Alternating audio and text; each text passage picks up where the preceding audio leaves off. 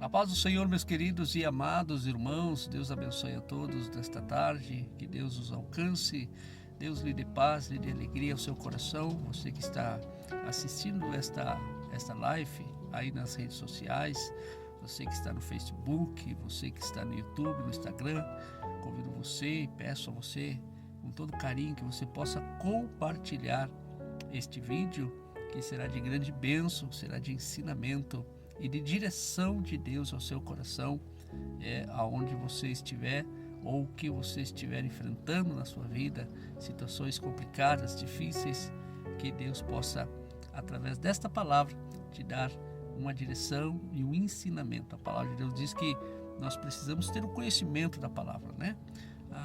Oséias capítulo 4, versículo 6 diz que o meu povo se destruiu, foi destruído por falta de conhecimento. Não foi por questão de falta de fé, mas sim por conhecimento, discernimento daquilo que de verdade Deus queria de cada um de nós, né?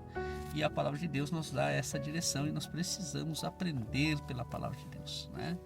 Essa palavra se encontra ali em Mateus capítulo 14, no versículo 22, onde fala que Jesus Cristo, né, com o seu poder, com a sua autoridade, ele andava sobre o mar, ele andava sobre as águas. Meu Deus, que poder, que autoridade, né?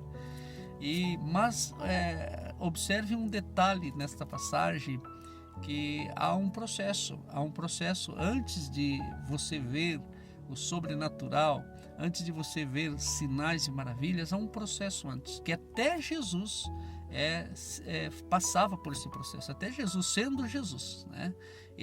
Tudo que ele fazia era uma forma de ensinamento, né, para nós. Ele mesmo ele não precisava ser batizado nas águas, né? João Batista disse isso aí, né? Eu careço de ser batizado por ti, vês tu a mim? Jesus disse, não, deixa por agora para que se cumpra a justiça, né? Jesus, tudo que ele fazia era para deixar um exemplo para nós seguir. Por isso que nós temos que sempre seguir a direção de Cristo Jesus, para que nós venhamos ter uma vida com abundância, uma vida abençoada, mesmo nesse mundo que nós estamos passando aí de adversidade, de lutas, de confronto, de frieza espiritual, né? Se nós estarmos focados, se nós estivermos de olho e com o coração focado em Cristo, tenha certeza que as vitórias vão vir, né? Em cada luta uma vitória terá, né? Jesus disse, ele anunciou, ele disse para nós, né? No mundo tereis aflições, né? Mas tenha bom ânimo, porque eu venci o mundo. O que ele estava querendo dizer?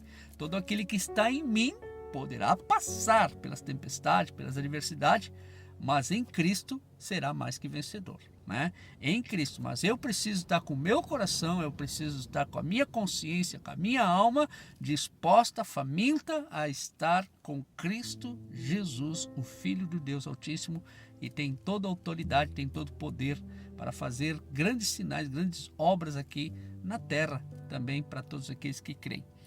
Repare nesse detalhe que diz assim, logo no versículo 22, Mateus capítulo 14, versículo 22 diz assim: logo depois Jesus ordenou aos discípulos que subissem no barco e fossem na frente para o lado oeste do lago, enquanto ele mandava o povo embora.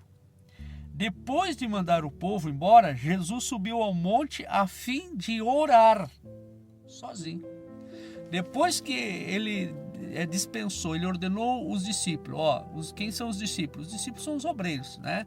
São pessoas que Deus levantou para aprenderem a andar como Cristo andava, para logo em seguida começar a fazer as obras que Cristo ia deixar para nós fazermos, né? Então repare que nesse momento depois Jesus dispensou o povo, mandou o povo embora para casa, terminou a reunião, terminou o culto naquele momento, né? E diz que ele foi sozinho, depois ele foi para o monte orar, diz a palavra de Deus, né? Foi para o monte orar sozinho, a fim de orar sozinho, né? Então, muitas vezes você, depois de uma missão, depois da obra, depois de um culto, depois de uma reunião, qual é a direção que Deus nos dá? Você quer ver sinais, você quer fazer parte de maravilhas, você quer ver curas, você quer ver libertações? Então, tire um tempo para estar com Deus, tire um tempo para estar fortalecido no Espírito com o Senhor, né?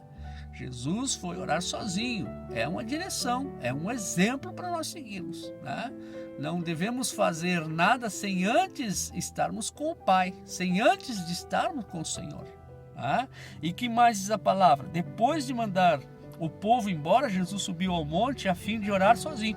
Quando chegou a noite, ele estava ali sozinho, ele estava orando, ele estava no monte. Enquanto não estava acontecendo nada, que estava tudo tranquilo, ele estava no monte orando, né? Enquanto você tem paz, enquanto a sua vida está sendo uma bênção, fique em oração, fique se preparando, fique se fortalecendo em espírito, tire um tempo para jejuar, tire um tempo para louvar o Senhor, tire um tempo para estar com Deus através da palavra, através da leitura, através do estudo, onde você vai adquirir o conhecimento e o discernimento daquilo que de verdade Deus quer de você. Né? E o que aconteceu? E naquele versículo 24 agora, e naquele momento o barco já estava no meio do lago, e as ondas batiam com força no barco porque o vento soprava contra ele. Já de madrugada, entre as 13 e as 6 horas, Jesus foi até lá, andando em cima da água. Olha só, isso tudo por causa de um processo. Você quer ter sinais, você quer ser usado por Deus e quer ver sinais e maravilhas, então passe pelo processo. O processo de tirar um tempo com Deus, um processo para tirar um tempo a sós com o Senhor. É uma palavra que estava sendo dirigida, ensinada para todos nós. É uma palavra que não é só para pastores, obreiros, não. É para todos que querem, de fato, terem e querem verem e querem terem experiências sobrenaturais. Né? Experiências, né, de ver pessoas sendo curadas, pessoas sendo libertas, famílias sendo transformadas pelo Espírito Santo através de você. Para isso você precisa ter esse tempo com Deus. Jesus atendeu o povo e depois foi para o monte. Ele não foi atrás dos discípulos, ele não foi estar com os discípulos, não. Ele pegou e foi para o monte, tá? Sozinho, diz a palavra. Tem coisas que Deus está separando você. Eu me lembro de experiências que eu tinha na igreja, né, onde eu era obreiro. O pastor fazia reuniões para ir para o monte, né, fazia para o monte, e eu dizia para o pastor: pastor, eu não sinto no coração, Deus está me chamando para outro lugar. E eu dizia para o meu pastor, eu não vou ir no monte, eu não vou ir no monte com vocês, eu vou ir para o meu quarto. E eu me lembro que eu ia para o meu quarto e ali eu me fechava e ia ficar sozinho com Deus. E também me lembro de grandes coisas que Deus fazia nos cultos, tanto com aqueles que estavam lá no monte, orando junto com o pastor, como muitas vezes eu sozinho, ali no meu quarto. Não tinha muita diferença, não tinha diferença de uma ação para outra. O que valia era obedecer à voz de Deus, ter discernimento da vontade de Deus e cumprir, fazer aquilo. Às vezes tem pessoas que têm medo por causa de uma autoridade, mas se você é sincero, você for sincero, se você for de uma pessoa justa, caráter, chegar e falar para a pessoa: ó, pastor, não sinto no coração de ir com o senhor não, algo me diz que eu tenho que ficar só. Faça isso, faça, não tenha medo.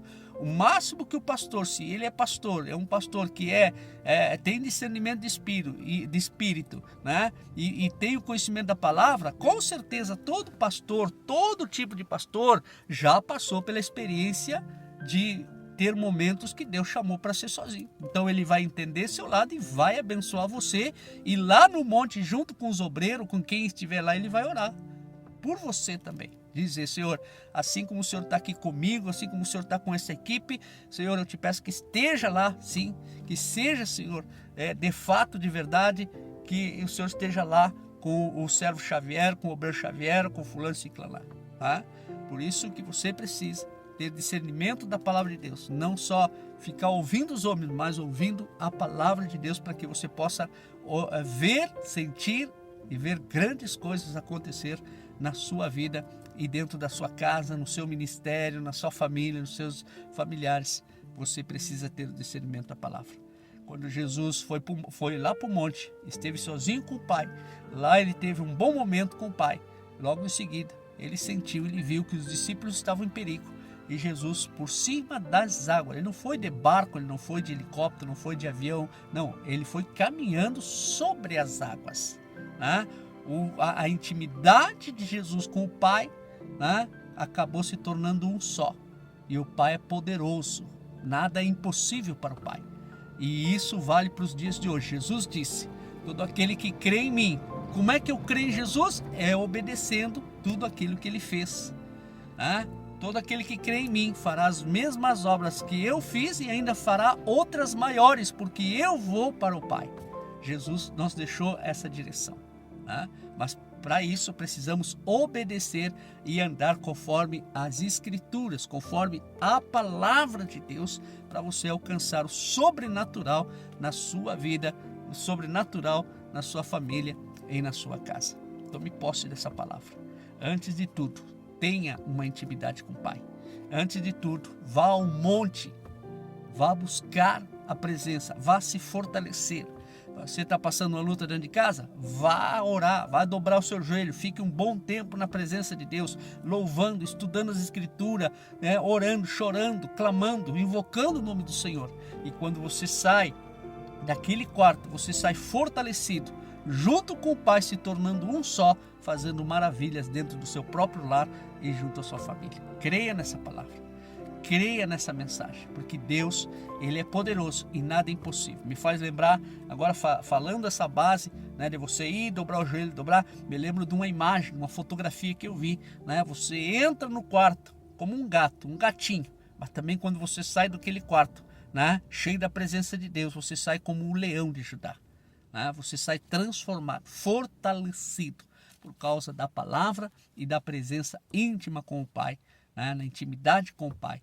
Em nome de Jesus. Quem crê, diga amém. Você que crê, diga glória a Deus e compartilhe essa palavra, porque talvez seja a resposta que você precisa no seu ministério, na sua vida e na sua família. Compartilhe, não deixe de compartilhar, independente de placa de igreja. Você não é salvo pelas placas de igreja, você não é salvo por doutrinas, né? Você não é salvo por costumes. Você é salvo pela fé em Cristo Jesus e pela obediência na palavra de Deus. Então compartilhe, que você tenha uma tarde, um final de tarde abençoado, que Deus abençoe você, Deus abençoe seu lar, sua família, em nome de Jesus.